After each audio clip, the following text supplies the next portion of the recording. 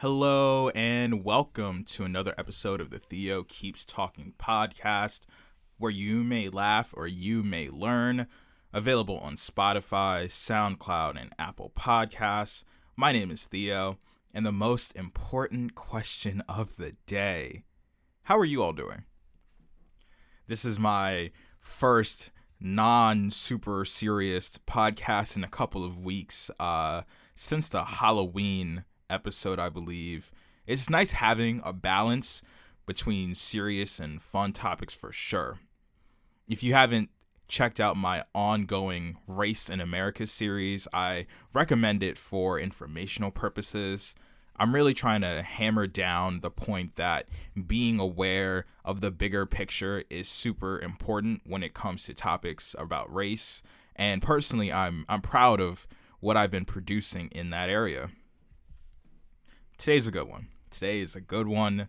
I am diving into how much of a basketball nerd I really am with this one. We are talking about the NBA draft and more specifically, what the best colleges or options for NBA prospects to take en route to their goals. In some real world news, COVID is still going crazy. I mean, the 14-day average for all cases across the U.S. is insane. Maryland has seen over 2,000 cases 3 times over the last week, when this time a month ago we were only seeing around 500 to 600 cases a day. Some places are implementing restrictions. Maryland is making sure every non-essential establishment is closed by 10 p.m. Philadelphia went even further and rolled the city back to phase 1 as of this coming Friday. So that means no gyms, no indoor dining, none of that. Which, in my opinion, shouldn't have been happening in the first place. Like, if everything closed early on in the year because we were afraid of COVID spreading quickly indoors, then we shifted to outdoor dining to try to mitigate that. Why would you willingly eat indoors, right? It's almost like people forgot the entire point anyway. The whole point was to avoid doing that entirely, all because if you put your mask on for 23 hours a day, but you have it off in public for 1 hour a day, it doesn't mean you don't get it in that 1 hour. You the second you take it off, you're exposing yourself, right? That's not how that's how viruses work. They don't, like, oh man, it's like, you know how you think that all because you pull your covers over yourself at night that the boogeyman won't come and get you? No, if it's time, if it's your time to go, it's your time. And viruses work the same way. The second your mask is off, you're just as vulnerable as someone who never wore one in the first place. So I don't know why people were still going out anyway, but hey, that's for them. That's their decision to make, you know. And literally as of today, over 250,000 Americans have been killed by COVID, which is literally awful. So, I mean, I feel like anyone should realistically try to stay away from public spaces as much as they humanly can. So, for the first time in a little bit, coming back with the recommendations section. So what have I been consuming? On the TV/streaming side, I've been watching The Cost of Winning, which is an HBO documentary about St. Francis Academy in Baltimore, which is really, really good. It's really nice just seeing like a major company highlight something in my area, so I really like it. Definitely didn't miss giving fantasy football updates, considering all I do is lose. I mean, I have people on my bench who go for like 20, 25, 30, depending on the week. And I start people who go for 5, 6, 7, you know what I mean? And it's never consistent, you know? So I'm done. I'm considering just throwing all of my, like, just being nice to the people in my group and just trading the picks, trading all of my players to them, because, you know, why not? You know what I mean? So got some music and podcast recommendations. Some of these songs aren't even new. I just have been listening to them this week. We got BS by Janae Aiko featuring her, because, you know, I always listen to her. TD by Lil Yachty featuring A$AP Rocky, Tyler the Creator, and Tierra Whack. Got Forfeit by Kiana Lede featuring Lucky Day. And So Done by Alicia Keys featuring Khalid. I've been listening to Boom Bust, The Rise and Fall of HQ Trivia by the Ringer Podcast Network. It's actually really good. It's about the trivia company app that was really popular a couple years ago, and they're just talking through all the things that happen, and it's a really good listen from time to time. I've been listening over the past week, and it's really informative. I really like it. And if you're here for basketball, which I assume you are, I have several basketball recommendations coming up as well. Now to begin the main topic for today, the NBA draft. Now, I haven't tracked the hours exactly, but this project has taken over 65 hours since the last time I counted. And I put a lot of work into it. And I did it all just to answer this one question I had years ago. What is the best route for high school players to take? This was spurred on by LaMelo Ball and RJ Hampton going overseas instead of going to college for their 1 year. And I mean, LaMelo wouldn't have been eligible anyway. And that also reminded me of when Emmanuel Mudiay a few years ago, he did the same. He went overseas. Then Darius Baisley did a $1 million internship with New Balance instead of playing college basketball as well. And top players from next year's draft class opted to play straight in the G League. So there's a lot of like avenues coming up, and I wanted to see which ones are best. So the premise for this also was also influenced by the large amount of John Calipari Kentucky players that were thriving in the bubble over the past season. So you had Devin Booker, the Suns went undefeated. Tyler Hero was in the NBA Finals. Jamal Murray went crazy in the Western Conference. Same thing with Bam Adebayo. So when I started looking at this, I'm like, man, these Kentucky players are really showing out here. So I wanted to see what is it that is the best way? What college? What is it better to go to international places? Is it better to go to college? Is it better to come straight out of high school? So I really wanted to answer that question for myself. So let's start with this thing that's true. We just gotta say this out loud.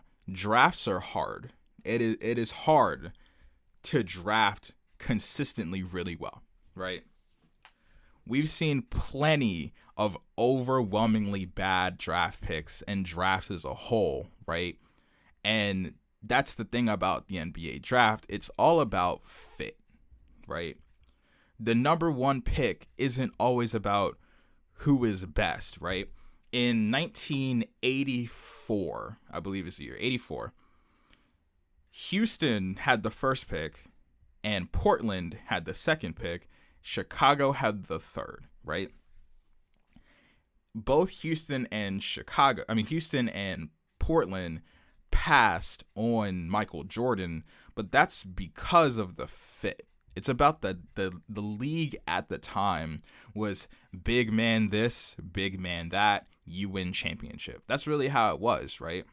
I mean, as we'll see when I get into like the breakdown later, at the time it was Kareem doing Kareem things. And I mean, you had Larry Bird, but Larry Bird was still bigger, although he was a perimeter player. But it was Larry Bird, Kevin McHale, Robert Parrish, Moses Malone, big guy doing big guy things. You know what I mean? There weren't too many perimeter players that would elevate you, so to speak. So back then, it was, hey, you need a big guy. So the number one pick was, Hakeem Olajuwon, and he definitely wasn't a bad number one pick in the slightest. 2 championships, MVP, Defensive Player of the Year, all of that. I mean, he did exactly what was asked of him. And Houston, I don't think that they regretted taking that pick, right? And with Portland, they took Sam Bowie out of Kentucky, and he was a big guy, right?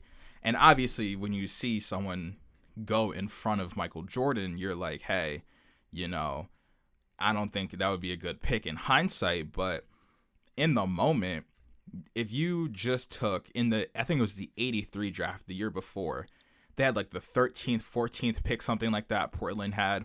And Portland took Clyde Drexler, right?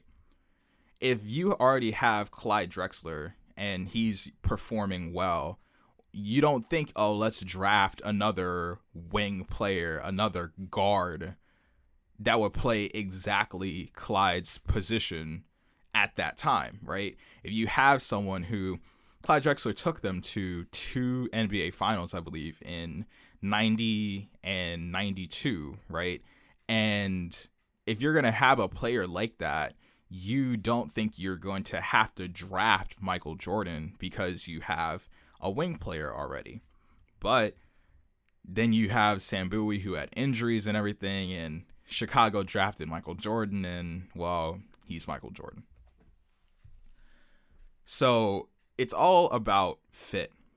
And to discuss all of that, I just want to run down all of the players that in the past I've liked, all the players right now that I've had my eye on, and especially like the top prospects and everything, and then get into the meat of the question: what colleges or programs are the best? So first and foremost, we should say, for full transparency, that I love LaMelo Ball. That's just how it is. I love this kid, right? And I say kid because obviously he's younger than me, but I mean, I've been watching him play since his sophomore year, when it was him and LiAngelo and Onyeka Okongwu with Chino Hills, right? And ever since then, I was like, no matter what, I love this kid, right? That's just how it's going to be. I really want him to play well. I want him to do well no matter what happens, right?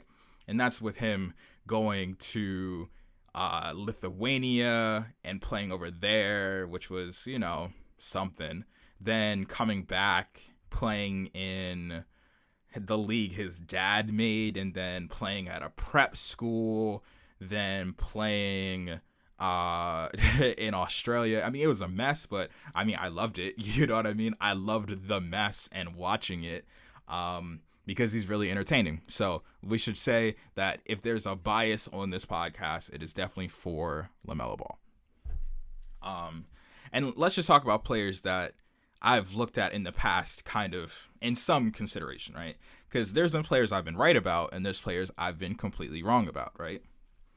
One of them, or I would say I was right about, is Sam Dekker, right? Wisconsin had this huge March Madness run in like 2014, whatever it was, and they drafted, and Sam Dekker got drafted in the lottery because of that. And I was just thinking, there's not a shot this guy's that good. There's no way. Like, there's no way he's that good, and yeah, I'm right. Then Anthony Bennett being the first overall pick, I was like, I've never heard of this dude before. And, I mean, I don't think it'll go well, and it didn't go well. And Josh Jackson never really never really wowed me when he was at Kansas. I just saw he was a wing, but he didn't really project well to me. A lot of people projected him because of his length, because of his size. And when you already have the physical attributes, a lot of people think, oh, all you have to do is get him in the lab and he'll become a better shooter. And realistically, that's not happening, right? But I've been wrong. I've very much been wrong before, too. I thought Trevon Duval was going to be really, really, really good. He was so explosive and really good ball handler. He went to Duke, and the system didn't work for him. Like that same year, they had Alabama had Colin Sexton, and you could see that Alabama let Colin Sexton and all of his insane talent do whatever he wanted, right? Versus at Duke, Coach K wasn't having Trevon play in a system that catered to him, right? He wasn't getting open shots other than threes in that, because other teams would just play zone against Duke. And that system, that free flowing system that someone like a Trae Young would get, like a Colin Sexton would get, I feel like he would have worked better in that system, and it just didn't work out. Same thing about Dennis Smith Jr. Like I was really high on him, and I feel like he could still be at least a serviceable player, but it's evident that what we thought he could be isn't what's happening right now. And of course, Seventh Woods. I mean, I think I feel like that Hoop mixtape captured everyone's attention, but realistically, I think he already transferred. I think he transferred out of North Carolina, and it's just because he just didn't improve past that. Like, he was 6'2" as a freshman in high school and was dunking on everybody, right? But if you look him up now, he's still like 6'3", right? So to only get an inch taller from your freshman year of high school literally kills your overall chances of being a prospect, And what ends up happening is someone like that, it's really easy to play against them if they can't shoot. That's really just how it is. And I was just like, man, there's no way that someone like this could flop. I mean, how good could someone like that be? But if you go from 6'2" as a freshman to 6'3" as a senior in college, I mean, what room is there left for you to really improve other than shoot? And he still didn't learn how to shoot. My favorite players from a few drafts. So overall, I just really like Oklahoma guys. I mean, I loved Buddy Hield when he was in Oklahoma. I loved Trae Young when he was at Oklahoma. And then, of course, my problematic favorite, Michael Porter Jr. Yeah, his talent is obviously there. His decision making is really bad, right? Off the floor, on the floor, it's really bad. And his defense is pathetic. But offensively, he is so good. And I just wish he wasn't just so problematic. And I think my overall conclusion is I really like explosive guards. That's just how it is, right? Explosive guards are really easy to make a hoop mixtape out of, or Ball is Life highlight tape out of, and it gets the people going, right? But I think I've evolved a little more outside of that, and who my favorite players are in the upcoming years and especially this year, are a little different than just, they can jump out of the gym. So for any kind of clarification as to how deep into basketball lifestyle and just evaluating things I wanted to tell this story. I remember the moment when I kind of knew that I was above average in my knowledge of basketball.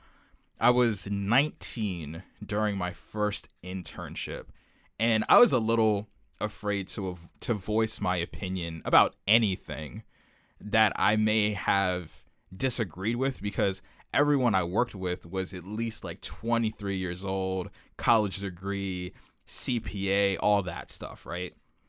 So there's this guy who was he's 25, 26, and he was a huge Duke fan, huge Duke basketball fan. And he was talking about Grayson Allen. And I decided to speak up because, well, I hated Grayson Allen and his whiny attitude and how he trips everyone. And I pointed out that he's not really improving every single year. He's just taking more shots, right? He has an increased role in the offense, so he started taking more shots. So his numbers go up, but like his actual efficiency hasn't gone up at all. Some years it's gone down, right? And my coworker completely blew me off. He was like, you have no idea what you're talking about. Just look at his points. Just look at his blah, blah, blah. And me being like the little nerd I was like, well, his effective field goal percentage is this. His true shooting percentage is this. But I kept that to myself, right? Because still most people don't know what true shooting percentage is, right? So I was like completely reluctant to speak up about anything for a couple days, because like I was like, damn, he just dunked on me like that, right? But about like 3-4 days later, he comes up to me in the break room and says, hey, so I checked out what you had to say about Grayson, and you were completely right. And that was my moment. You know what I mean? Like, he just acknowledged that I was right.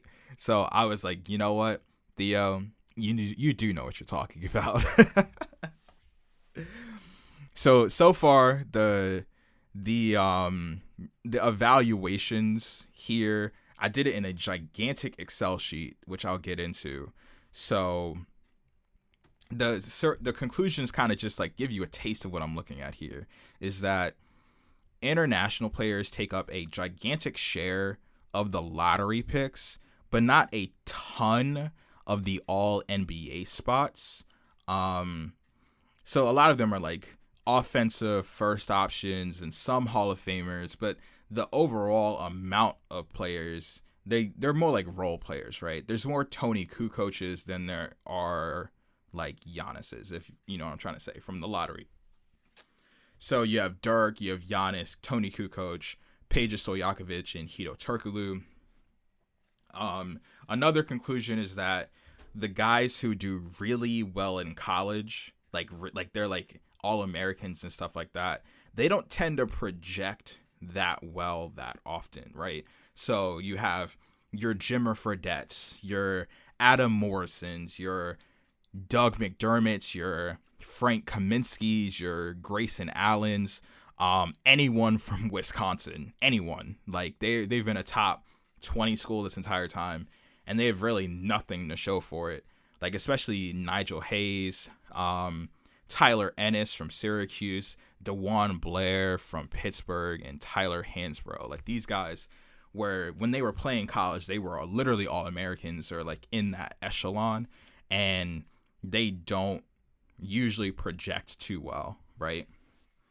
And then certain prolific college programs just don't make NBA stars as often in the modern NBA, right? They can make good role players is what I mean. So you have North Carolina, you have Syracuse, you have Villanova, you have Gonzaga, right? These kinds of programs don't usually make all-stars. They usually make role players, or really no one sometimes, right? Georgetown is gone. Georgetown was a really big deal early on, and then they just fell off the map in terms of overall production, in terms of talent and stuff like that. Like, yeah, they have Otto Porter, but Otto Porter has just been overpaid this entire time. So to get into the actual prospects that are going to be drafted, usually early on, like what are projected to be early on tonight. I'm recording this like Wednesday afternoon. So let's start with Anthony Edwards. He's really similar to like Ben Simmons and Markelle Fultz in terms of how much they won in college, which is not that much. Edwards, he's athletic. He gets to the bucket. He projects well to be a good shot creator. The only problem is that he takes really bad shots sometimes. Like he shot really low percentage from three, and you could argue that is because he took really difficult step back shots like outside of the flow of the offense. But realistically, if a team tries to simplify what kinds of shots he takes, it would seem that he would shoot better, but he's also really inconsistent on defense. And that's the thing about rookies overall, is that rookies usually are just bad on defense. That's kind of how it is, right? Outside of your Matisse, Thibaults, and everyone like that, you usually get rookies who are bad on defense for their first couple of years, and they learn the schemes, they learn how to bend their knees on when a screen comes and stuff like that. They learn all of those rotations and just techniques to get better, right? So I'm not super concerned about his defense because he's athletic enough to at least try to calm that down, but as of right now, that's something he definitely needs to improve on. James Wiseman, you don't get too much of a sample size with him. He only played a few games at Memphis before the NCAA basically said he accepted money to go to Memphis, which whatever, who cares if he did or he didn't. But James Wiseman, he 7'1", really good, he's really good athlete, really good fluid wise, in terms of his movement and things like that. He has good touch around the rim, strong finisher. The only thing that I would say needs to be worked on is if you give him the ball 17 feet away from the rim, it's almost like no man's land. I don't care about him shooting threes specifically, but if I'm saying he's out, an AD position, a BAM position, or something like that, I don't think I'm specifically comfortable with him being that guy on offense early on. And for a number one pick or a top 3 pick at the very least, you would kind of hope so, right?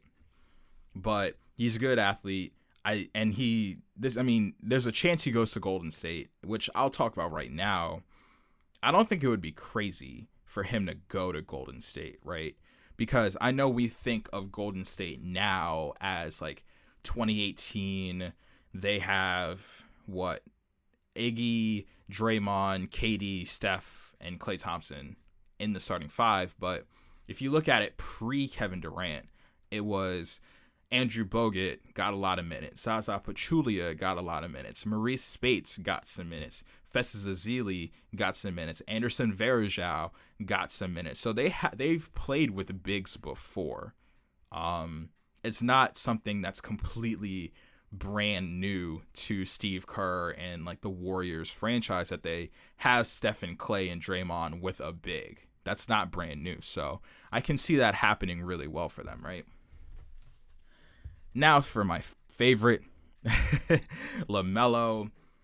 I actually saw LaMelo play in person one time. He was playing some school that I don't really remember. They were playing in Maryland. They played at Towson University, and they were playing another prep school.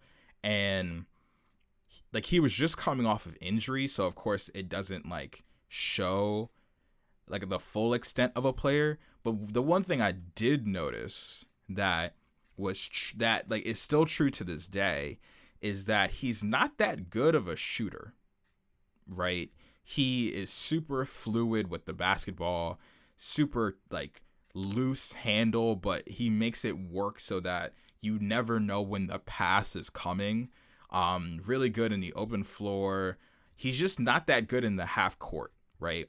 In Australia, he shot 31% from the field and 25% from 3, right? Which for a guard is horrible. And he's not super good on defense, but like I said, with most prospects, you're not too concerned about defense long term because they'll learn that part for the most part. And he's long, he's 6'7", so I'm not too concerned with him. It's just that his good defense is really risky. He plays very, I would say, opportunistic defense. So the way they played in Chino Hills was you're going to play for the steal, then play for the outlet pass, and then you get points off of those transition points. But he gambles on the passing lanes all the time. and he's fast and he's got long arms, so it works sometimes. But against NBA offenses, that's usually 2 points or 3 points anytime you whiff. So we will have to see how much that gets better. He's not that good around the rim. Like, he's afraid of contact sometimes, which I think with like NBA level nutrition and like weightlifting programs that he'll be better at that. But yeah, he has to work on the shot because it starts in the center of his chest. He kind of flings it up. His feet aren't super consistent when he lands. So I think that will be where he'll need to improve the most. But I wouldn't be surprised if he does, because what would happen is, since he's already such a dynamic passer, if he can at least threaten you by shooting 33% from 3, then that's already a pretty complete guard, right? So I'm excited for him. I've been following him for a really long time, so I'm really looking forward to see how this turns out for him. Let's just rattle off the next few. So Tyrese Halliburton, he's really good with the ball. He's a really good decision maker. He's good on defense at the point of attack, good at rotations and everything like that. The concern is his shot creation. His shot's really stiff. Like, it's very robotic, and that would lead to concerns of how good is he shooting off the dribble. Catch and shoot obviously isn't too much of a big deal, but in the flow of the offense, if your primary ball handler can only take catch and shoot threes or any kind of jump shot that's set, then you are kind of limited, right? Deni Avdija out of Israel, he is really good with the ball, good decision making, really good on defense. He's like 6'6", 6'7", in that range. But the same concern is the shot creation. He didn't shoot well at all from any distance other than right at the rim. Mid-range, not there. 3-point, not there. Off the dribble, not there. Out of the pick and roll, not there. So if he can solidify his shot, you have a really good player. You have a really good wing. But outside of that, I would say him playing good defense is like good, like for the role he was in, especially playing in Israel and in the EuroLeague. But the shot creation is the concern. Killian Hayes out of France. This is Kevin O'Connor's favorite. He left-handed, really good with the ball. Good, like really good on defense. He's like 6'5". He already has the good cross court passes, which are completely instrumental to navigating the pick and roll. If your pick and roll primary ball handler can't hit the weak side corner, then you're not really going anywhere offensively, but he can hit that pass, right? He isn't the greatest shooter, but his mechanics are good. He has the step backs. He has like the dribble moves to free open his shot. He just has to hit them.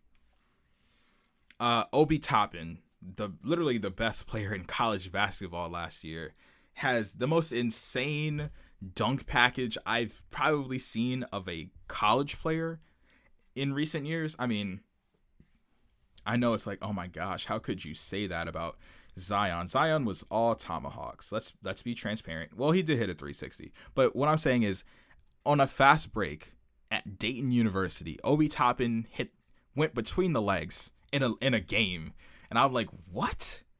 Like, I had never seen that before from a high level player, right? Like, go between the legs in game, in a serious college basketball game, which is crazy. But he's really athletic. He's really fast in the open floor. So as a rim runner, he'll already have a good foundation there. Pick and roll as the roll man, he'll be really good there.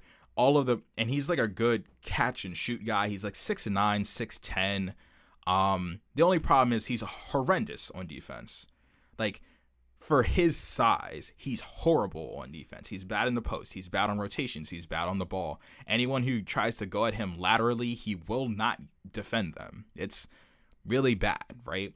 He's great on offense in the post. He's really bad on defense in the post. He's bad when it's no man's land. He's bad at the point of attack. So those are the questions. I think he could be a really good like athlete in this kind of context, but I mean, if he's like that size and he's getting abused on defense and put into foul trouble really early, you can't really see him getting consistent minutes if the bigger guys in the league that are his size, the LeBrons, the Lukas, the ADs, the Jokic's, like the bigger players are just manhandling him, then you don't see much of an opportunity for him to get a lot of minutes.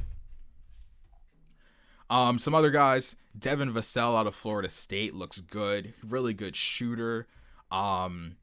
He's just not super comfortable with the ball. Like his dribble pull-up game is pretty bad. But he's got really long length defensively, everything like that. And I think that him as a good third offensive option for like the foreseeable future is pretty solid, right? Him as a third option is really good, right? Onyeka Okongwu, I don't know if it's Onyeka or Onyeka, but Big O, Chino Hills, USC, love him. Really good touch around the rim with the floaters, the 14-foot jump shot, the like lob threat, really versatile on defense.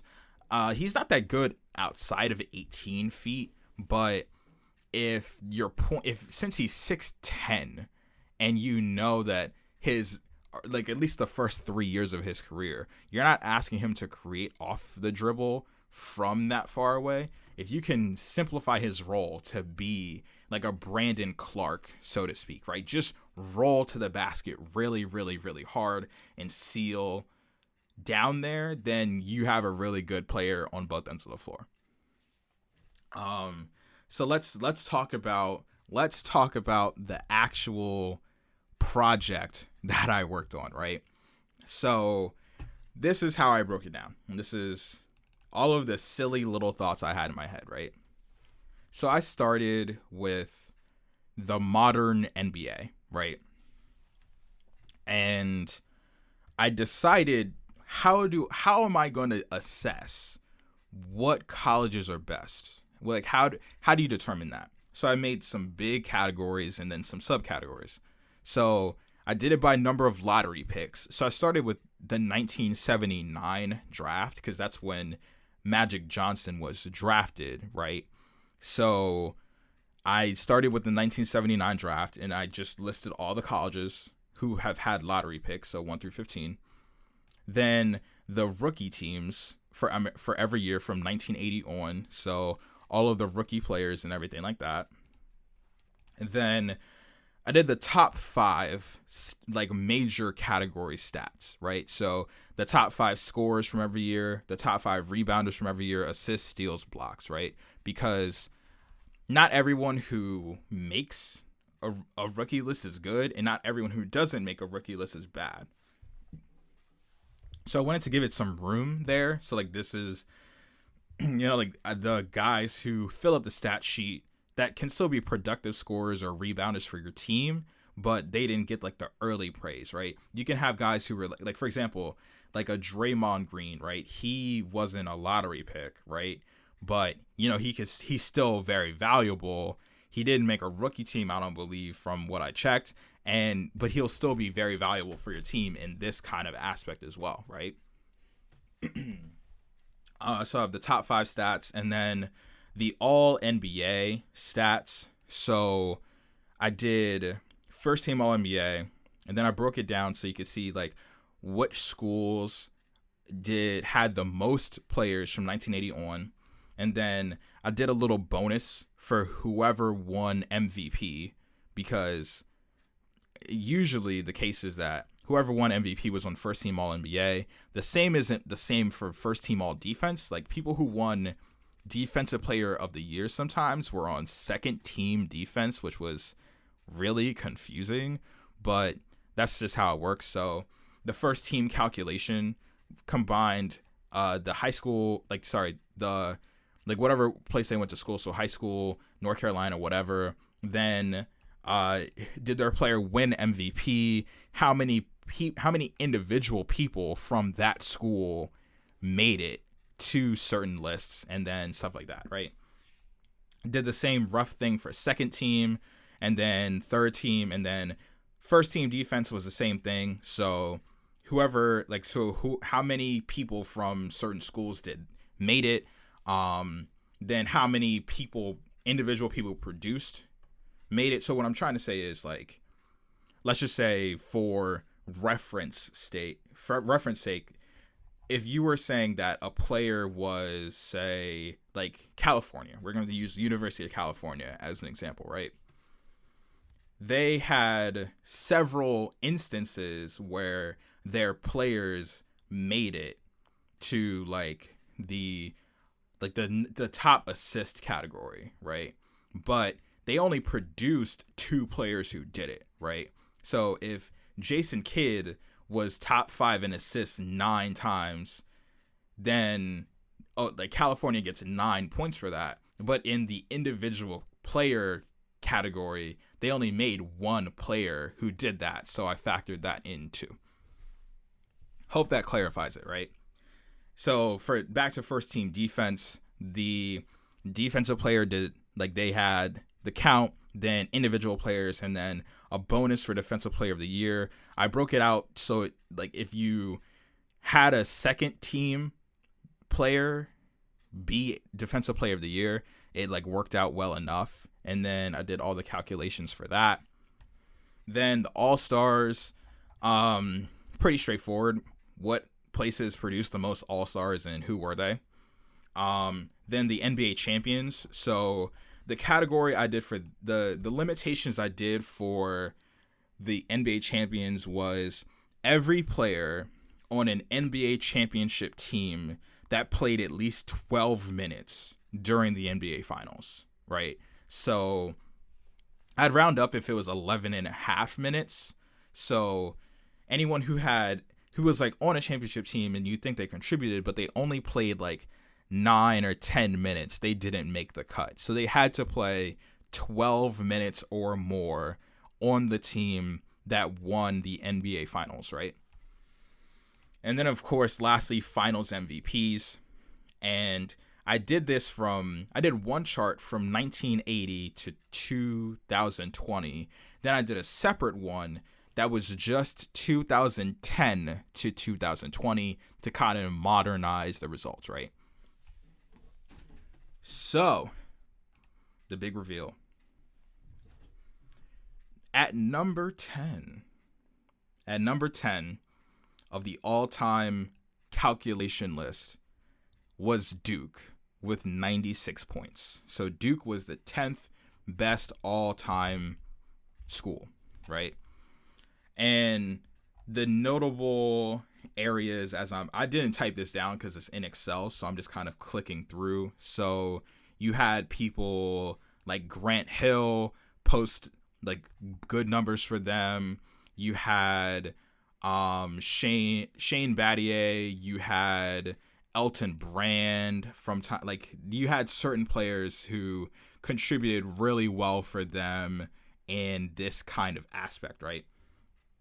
So number 9, the 9th best option all time for schools is Michigan State. And Michigan State was literally entirely carried by Magic Johnson, Draymond Green, and Shannon Brown, right? Magic Johnson with the MVPs, with the All-NBA numbers, with the top 5 stats because, assists and everything like that. Magic Johnson was the lion's share of their points here, right? And then for the championships, him and Draymond Green, and then Shannon Brown for the Lakers in 2010. So Michigan State, number 9 with 116 points. Number 8, only beating Michigan State by 1 point was Houston. So the University of Houston. So you have Hakeem Olajuwon, you have You have Clyde Drexler. So you have those two did a heavy amount of carrying for that group as well. Number 7 was the team I kind of based this entire exercise off of, which was Kentucky. So Kentucky overall had they got a lot of their points from the lottery picks category. They also did a lot from the all rookie teams. So a heavy majority of their points came from the rookie teams and the all NBA categories. Kentucky also had a lot of good rebounders early on in this list. So, and when I mean early on, I mean like years past, like pre-2000, right? Number 6 was Wake Forest, right? So Wake Forest made this list almost exclusively because of Chris Paul and Tim Duncan. Like they were all over the place in this calculation, right? Wake Forest had 180 points, right?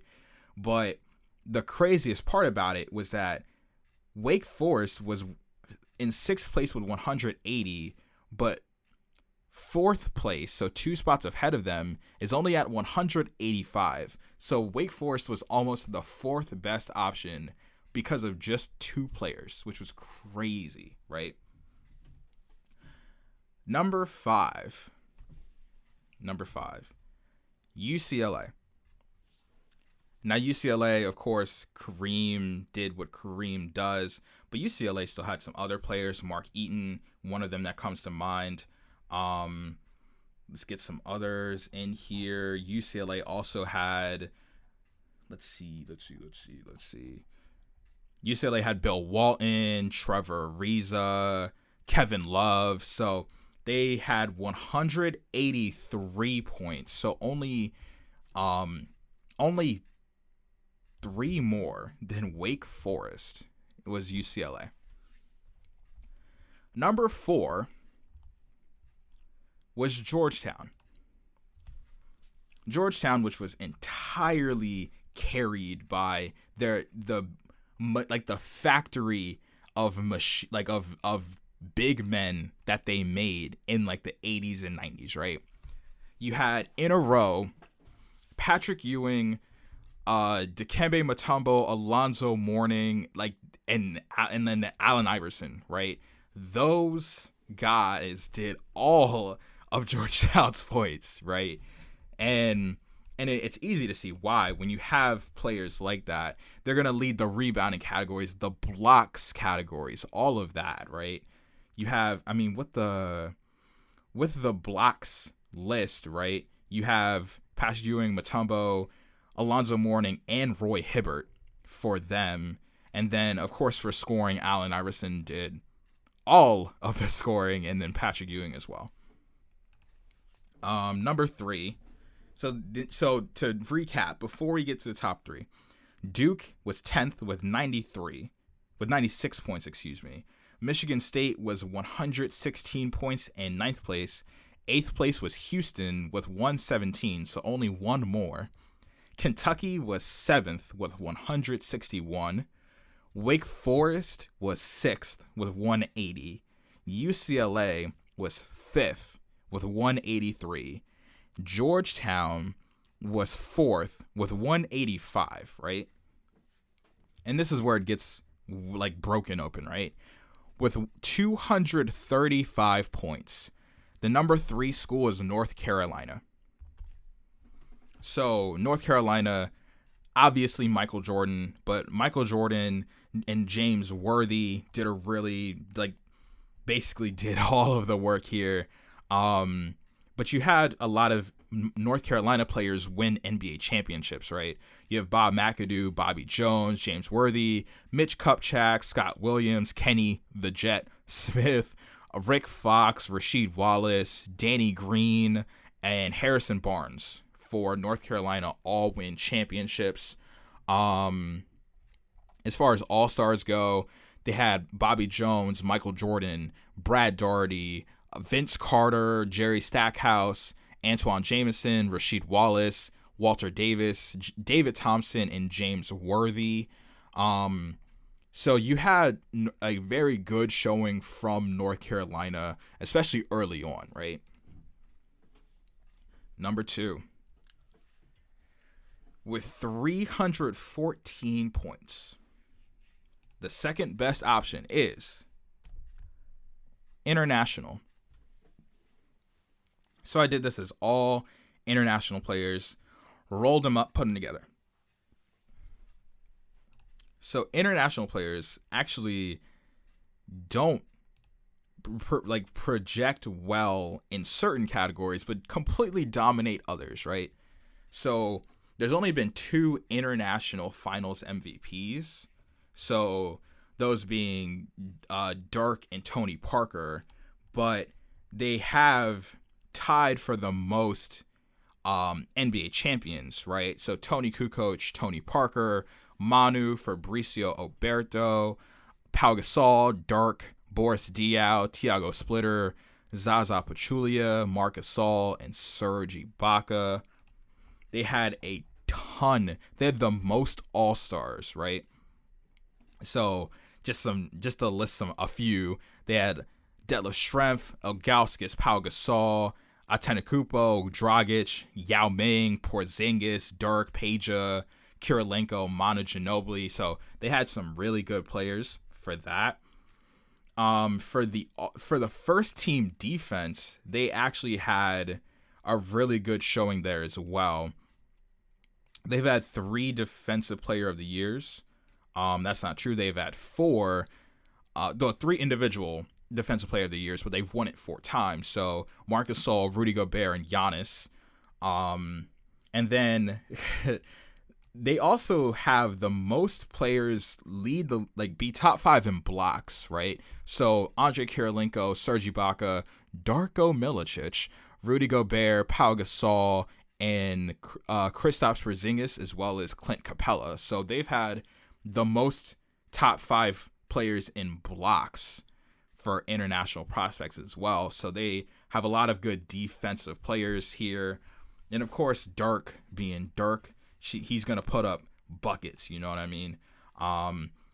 So that they showed out really well with 314 points, but they're not number 1. Number 1, the best option for players to choose as a prospect is high school. High school, this category scored 480 points. Yeah. International scored 314. North Carolina scored 235. High school got 480. And it's not hard to see why, right? You have LeBron, Kevin Garnett, Moses Malone, and it just keeps going from there, right? When you have a lot of high school players turn into MVPs, then you have a really decided advantage here, right? As far as finals MVPs, there's been 7 high school finals MVPs, and 4 of them are LeBron, then Moses Malone, and Kobe Bryant, right? You have, as far as NBA champions go, they were tied with international and North Carolina for the most NBA champions. So Moses Malone, Kobe Bryant, Kevin Garnett, Kendrick Perkins, Andrew Bynum, Tyson Chandler, Deshaun Stevenson, LeBron, Sean Livingston, J.R. Smith, and Dwight Howard. As far as all-stars go, they were second behind the international group. So they had Moses Malone, Sean Kemp, Tracy McGrady, Jermaine O'Neal, LeBron, Dwight Howard, Kevin Garnett, Rashard Lewis, Amari Stoudemire, Tyson Chandler, Kobe, and Andrew Bynum. As far as All-NBA, for the first team All-NBA, it wasn't even close, right? To give you some scale, the total calculation for first team NBA, second place was North Carolina with 36 points, but high school had 109. And that's because there's been 8 instances where a high school player won MVP, right? So you have 2 Moses Malone MVPs, the Kevin Garnett MVP, 4 LeBrons and 1 Kobe. So that boosted them a lot for that calculation as well. So you're seeing that the high school is blowing the options out of the water here, right? But that isn't like the total picture, because I actually did another calculation from just 2010 on, right? So from just 2010 on, you have a completely different landscape, because so many of the schools earlier on are just not there anymore, right? Like there's no more Southeast Oklahoma State. There's no more McNeese State. There's no more West Texas A&M. You know what I mean? But there's also some notable programs that basically fell off the map, right? Like, for example, in the first one that included everybody, right? You had LSU because of Shaq, and other players do well with 93 points, but in the other calculation, LSU only had 11. You know, and then you get this really different top 10, which I can just run through really quickly, right? So you have, entering the top 10 is Davidson, and it's literally only because of Steph Curry. From 2010 to now, Davidson has 34 points. And it's literally just because of Steph Curry, right? Number 9 is Marquette, and it's because of Dwayne Wade and Jimmy Butler. They only had 2 more points at 36 compared to Davidson. Number 8 is Duke, right? So Duke, you have in the NBA Finals, you have Shane Battier. You have, like, as far as All-Stars go, Jason Tatum. You have, let's see. Who else showed out really well from Duke? But either way, right? Duke slides its way in, and I get it now. It's because of the lottery picks, right? Duke had 13 points in the lottery pick section, and that's that's almost a third of their points, right? Duke with 13 lottery picks between 2010 and right now, and that's not including what happens tonight. Number 7 is Arizona State, and you know why? It's because of James Harden. They only had 2 more points over Duke, so that's still, so like it's not a gigantic gap or anything like that. Number 6 is still Wake Forest. Wake Forest is still here at number 6, right? And with a pretty sizable margin, because they're actually tied for 6th, or would you say tied for 5th? I don't know, because they're tied with UCLA, right? So UCLA having Zach LaVine, UCLA with Darren Collinson. So you still have like some of the older programs still lurking around, and of course Kevin Love and Russell Westbrook. Number 4 is Texas, and that's because of Kevin Durant. Kevin Durant, LaMarcus Aldridge, Tristan Thompson. It's Kevin Durant. You know what I mean? It's Kevin Durant. You know. So that they pulled their weight up in that aspect, and then the top 3, which kind of confirmed the biases that I had. So number 3 with 125 points compared to Texas's 70 was Kentucky. You have John Wall, DeMarcus Cousins, Anthony Davis, Devin Booker, Jamal Murray, Bam Adebayo. Like, you have these really, really good players performing really, really well in recent years as well. Number 2 was International, which isn't as big of a gap. They only lost to High School by 10 points. High School had 180, International had 170. So International, you got Giannis, Pau Gasol, won a championship in 2010. Dirk won in 2011. Giannis with the MVPs, Luka doing Luka things, you know. So they're doing still very, very well. Chris Stapps, you know. And of course High School, because, you know, LeBron.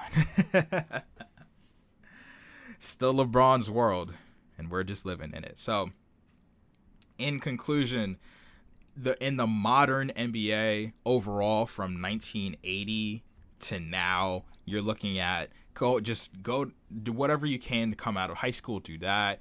International, North Carolina and Georgetown were the top 4 there. But from 2010 on, so more modern, high school, international, Kentucky, and Texas were the top 4. So those were my conclusions from this really, really, really, really, really long project I just did. So I want to say thank you. Thank you for tuning in. This was a lot of fun. I would say, my recommendations for this podcast, let me bring them up really quick. So what I learned best was from Matt Babcock on Twitter, Matt Babcock Hoops. He had really good draft breakdowns. Kevin O'Connor from The Ringer has like a gigantic mock draft that he's been updating continuously. Hoop Vision 68 is a YouTube channel, which is really good. Thinking Basketball, my favorite, by Ben Taylor. Honestly, he don't miss, and I've been listening and watching Ben Taylor for literally forever. And then the most important one, I will say, is this YouTube channel called Hoop Intellect. They only have like 13,000 subscribers, but the content is so good that I learned so much about all of these players really, really quickly. So Hoop Intellect on YouTube is like one-stop shop for everything you need to know about all of these players. So I want to say thank you for tuning in. This was a lot of fun. This won't be the only project I do towards the NBA draft. I have another one coming. It's probably going to take a while, but I have another one coming down the way, and I'm really excited for it. So thank you for tuning in. Hope you have a good weekend. Stay safe. Bless up for LaMelo, and I'll see you guys next time.